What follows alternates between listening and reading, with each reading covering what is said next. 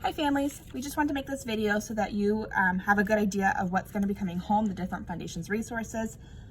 In case you didn't get to make it to curriculum night, you know what they are, or even if you did, just a little refresher for you.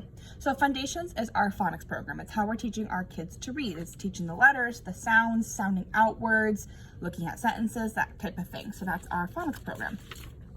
You've gotten 3 of these already. You've gotten orientation, week 1, week 2, and it is the phonics, the Foundations overview. It kind of gives an idea. We're talking about developing print awareness. How can you do that? How can you help them? And then on the back side, it's going to have the 2 letters we're learning that week and their formation so that you can see how we form the letter and you can practice with your child. So these are going to be coming home weekly. They're on the blue paper to remind you it's the Foundations. A couple things that we're going to provide you in addition to help support what we're teaching at home. A couple of the things that we actually started doing last year due to distance learning when they were online. We needed to teach them and have the resources at home. So we did it. We really liked it. We think it worked. So we're going to keep going with it and we're going to send it to you. So one thing that we use at school are these letterboards, these magnetic tile boards. We really like them. They have these magnetic tiles and we match them up. We say things like, show me the letter that says and man, match it up. And eventually we'll even build words. We'll say, build the word cat down here. So we really like these at school. We use them all the time. So we want you to have a letterboard at home as well so that you can practice the skills that we're working on at school. So what we're going to provide you is this white cardstock paper, and it's meant to be this part right here, this placemat, this matching up portion. And then we are going to provide you kind of like the tiles. They're not magnetic, but they are laminated. And we're going to provide them to you in this full sheet like so. It would just be too much for us to cut them individually for you guys, unfortunately, and we might lose pieces, so we're just going to provide you the whole thing. And then if you'll just cut them up into the squares. I've placed mine into 2 Ziploc bags. The Ziploc bag has the letters that we've learned currently, T, B, F, N, and M. And the other Ziploc is the letters that we haven't learned yet, is how I would suggest doing it.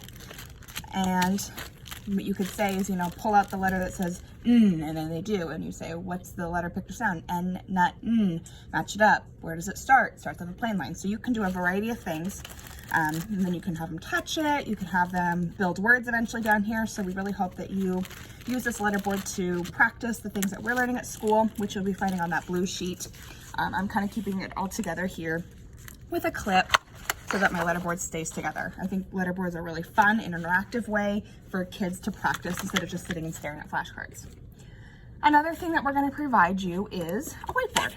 At school, we use these Foundations whiteboards. They're great. They have the lines on them, the skyline, plain line, grass line, worm line.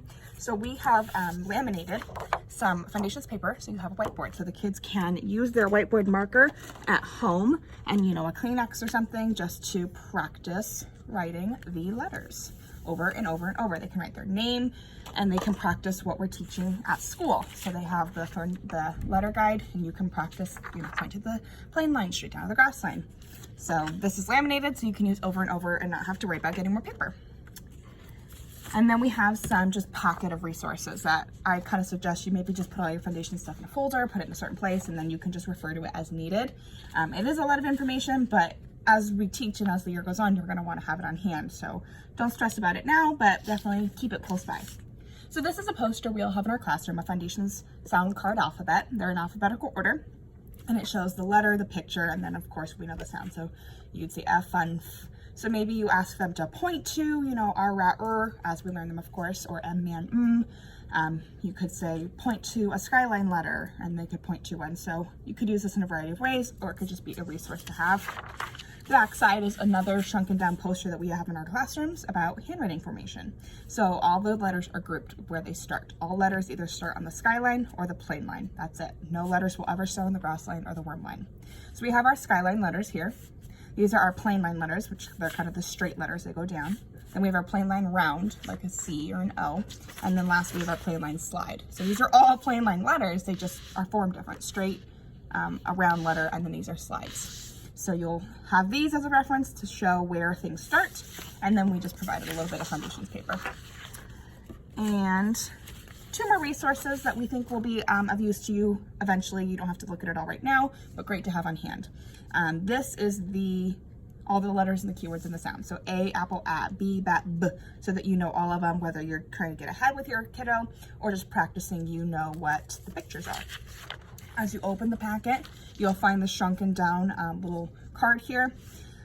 T-topped, maybe you have them color it like we do in class. They can trace it with their finger. Right now, we're only doing lowercase. We will do uppercase later, but right now we're just doing the lowercase, so please just focus there.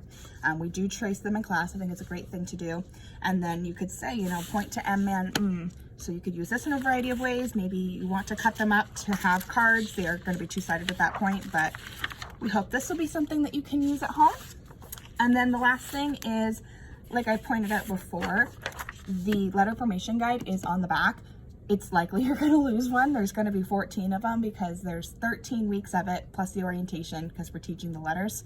You know, there's 26 letters. So that's a lot of pieces of papers to have around the house. Definitely going to misplace one. So we try to put them all together for you. They're in alphabetical order. So you have the letter formation guide here for your reference and to help your student.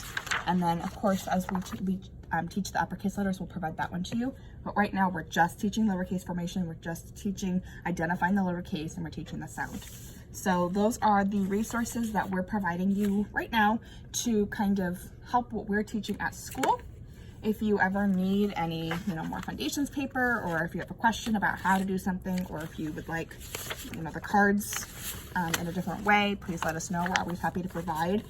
And if you have any questions, just reach out to your child's teacher. We hope you find this useful.